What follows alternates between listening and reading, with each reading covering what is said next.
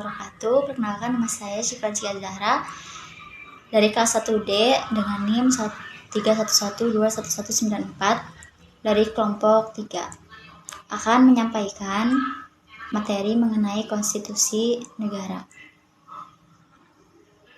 Yang pertama, pengertian konstitusi.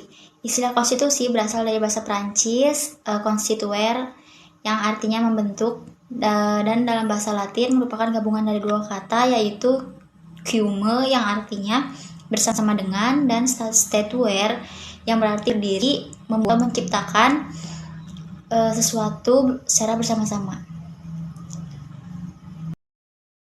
Jika pengertian konstitusi menurut para pendiri negara atau the founding father diartikan sebagai sumber hukum.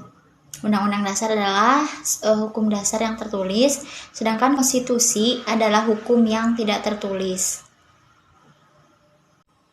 Jika pengertian konstitusi menurut para ahli, yaitu pertama ada Herman Heller, membagi menjadi 3 pengertian, yaitu yang pertama konstitusi dalam pengertian politis sosiologis, yaitu konstitusi mencerminkan kehidupan politik di masyarakat secara nyata. Yang kedua, konstitusi dalam pengertian yudiris, yaitu konstitusi merupakan suatu kesatuan yang hidup dalam masyarakat yang selanjutnya dijadikan sesuatu keutuhan kaidah hukum. Yang ketiga, konstitusi pengertiannya lebih luas dari undang-undang dasar, yaitu konstitusi yang suatu naskah sebagai undang-undang yang tertinggi berlaku dalam suatu negara.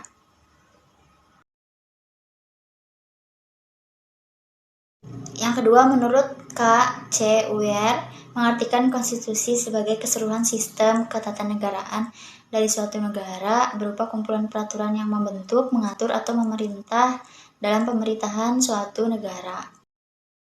Konstitusi diartikan sebagai luas dan sempit. Konstitusi dalam arti luas meliputi hukum dasar tertulis dan tidak tertulis, dan konstitusi dalam arti hukum dasar tertulis yaitu undang-undang dasar. Undang-undang dasar merupakan konstitusi hukum yang tertulis saja. Pada hakikatnya, konstitusi berisi 3 hal pokok, yaitu yang pertama adanya jaminan hak-hak asasi manusia dan warga negaranya. Yang kedua, ditetapkan susunan ketatanegaraan suatu negara yang bersifat fundamental. Sifat konstitusi. Konstitusi bersifat tertulis, tidak tertulis, fleksibel, dan kaku. Secara tertulis yaitu yang dalam sebuah dokumen atau yang tertulis seperti undang-undang dasar.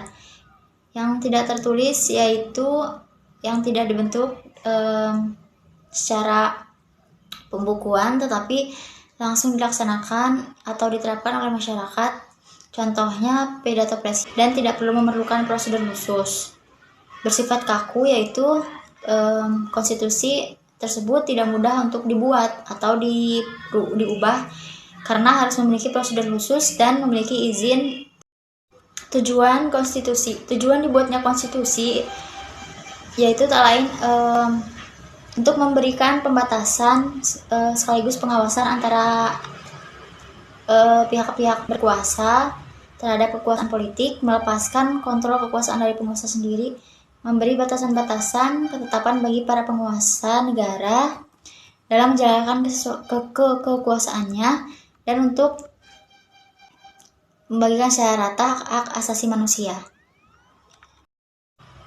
Fungsi konstitusi.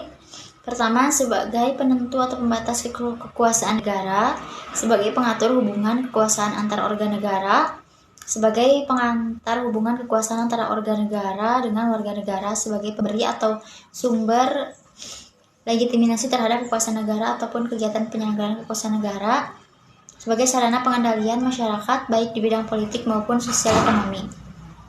Nilai yaitu pertama nilai normatif, yang kedua nilai nominal, yang ketiga nilai semantik. Nilai normatif yaitu sepenuhnya diperlukan, artinya konstitusi benar-benar dilaksanakan murni dan konsekuen. Nilai nominal, konstitusi yang mempunyai nilai nominal yaitu berarti hukum konstitusi berlaku tetapi kenyataannya kurang sempurna sebab pasal-pasal tertentu dalam konstitusi tersebut ternyata tidak berlaku.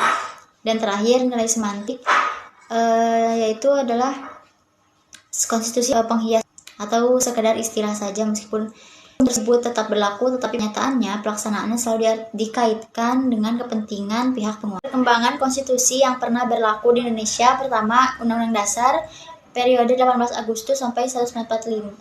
Periode 18 Agustus 1945 sampai 27 Desember 1949. Yang kedua, Undang-Undang Dasar RIS periode 27 Desember sampai 17 Agustus 1950. Yang ketiga, Undang-Undang Dasar UUS 19 pada periode 17 Agustus 1950 sampai 5 Juli 1959.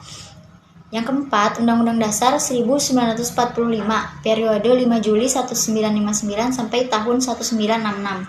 Yang kelima, Undang-Undang 195 tahun 1966 sampai 21 Mei 1998. Yang keenam, periode 21 Mei tahun 1998 sampai 19 Oktober 1999.